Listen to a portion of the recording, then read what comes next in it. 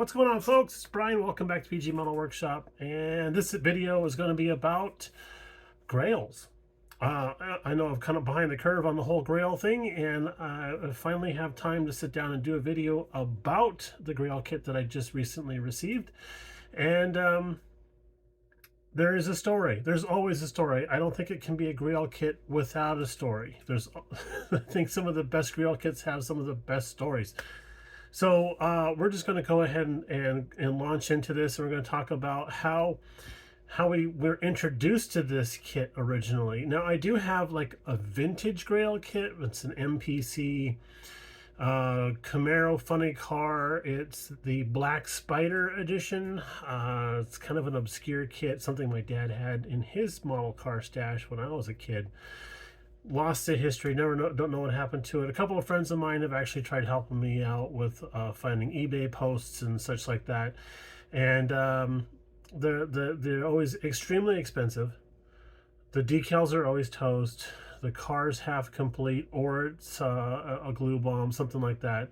I've seen only one, definitely one pristine kit, unbuilt, unstarted, untouched, and that was going for college money. So that was an insane deal, and we're like, no, it's just, it's nice to know they're out there. It's cool to see the kit, but I'm not paying that kind of money for something that's probably just going to sit in the stash and never get built. So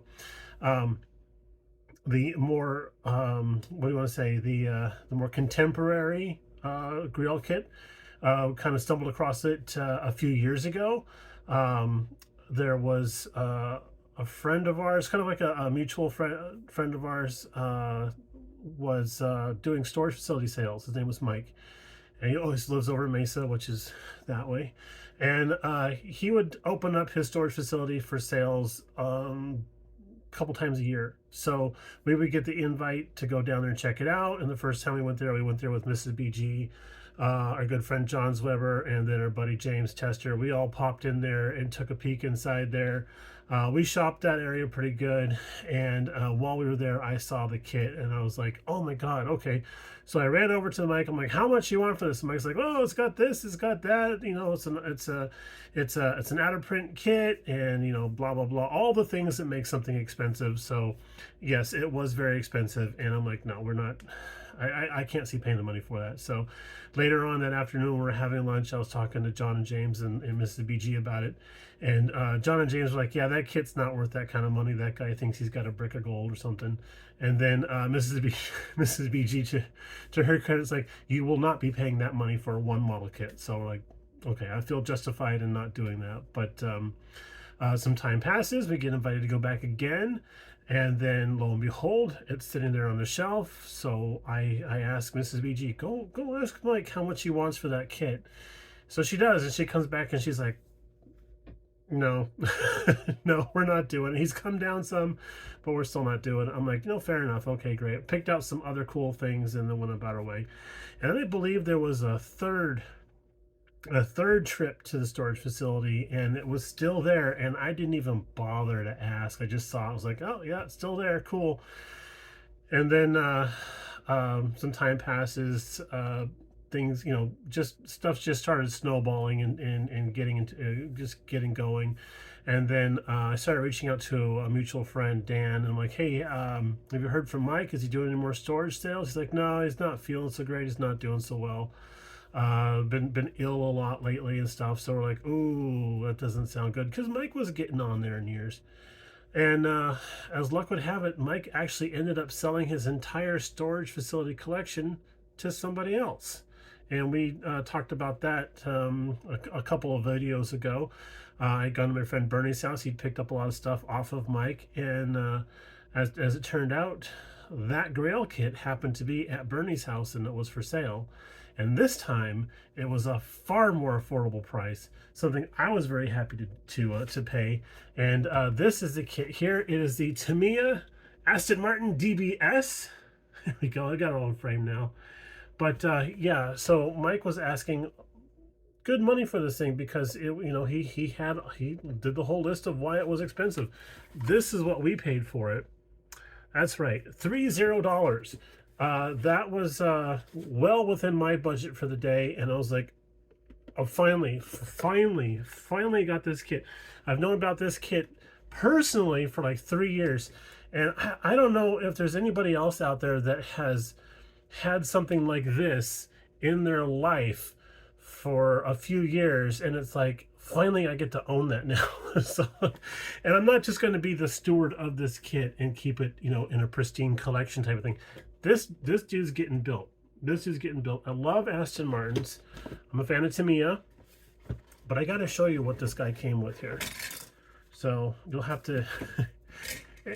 The reason why the camera's on my face is because the bench is awash with styrene. All right, so the kit itself comes with its own photo etch fret. Okay, well, I think we can get a good enough view of that there. It also comes with its own transfers, metal transfers, and then it has the typical Tamiya window masking. That is extremely helpful, especially on these modern cars or more contemporary cars. But also the kit came with, this is a hobby design, and this is a whole set of transfers for badges, because we do need some stinking badges. And then it also came with this really cool photo etch set here. We're thinking it might be for underneath the hood. That's what my friend John was guessing, but I'm not 100% sure. I have to go through the instructions and check it out. But it came with this also, which is aftermarket. And then for the cut to grass, the Studio 27 Aston Martin DBS grade upgrade parts photo etch set. That was in there also. I understand this is, you know, some bucks. But yeah, beautiful kit. Everything is still bagged, of course. And then, I mean, this is, I'm keeping it in the bag for right now. It's got a little bit of box rash on there.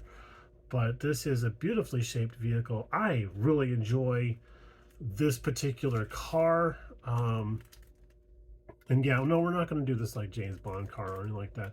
But I just love Aston Martins. And yeah, I'm just so stoked about it.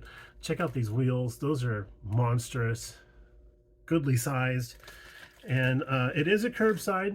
It is a curbside, but when you, it does have a removable hood. But when you pop the hood off of these cars these days, all you see is just plastic molding and trim all around everything. Our Challenger was like that. We opened the hood on the Dodge Challenger after we got that. We're like, oh yeah, check it out, it's got a Hemi. There's a big giant piece of plastic on top of the hood that says Hemi. I was like, oh, okay, I'll take your word for it. So yeah, you know, it is a curbside technically, but I don't really mind. I think it's still an awesome kit, and I'm just so happy to have actually achieved grail status. So yeah, we've unlocked that level, and now it's time to level up to the next thing. As far as that MPC Black Spider car, probably never ever find it or own it, but you know, it's out there. I've seen that it's out there. I have memories of it from when I was a kid, and you know, I cherish those memories, of course. And it was one of those things my dad and I were going to get to, but just never got to. So, okay, guys, we're gonna go ahead and end it here because we got other stuff we got to go on to. We finally got motivated to start working on this guy, so we're starting on that. And we have been watching a lot of videos from all of you guys that are doing the USAC build, specifically this particular version of this kit, so we can get pointers and tips on how to do it, because I wasn't sure how we were going to tackle it, and now we actually have some inspiration, so we're getting excited about it.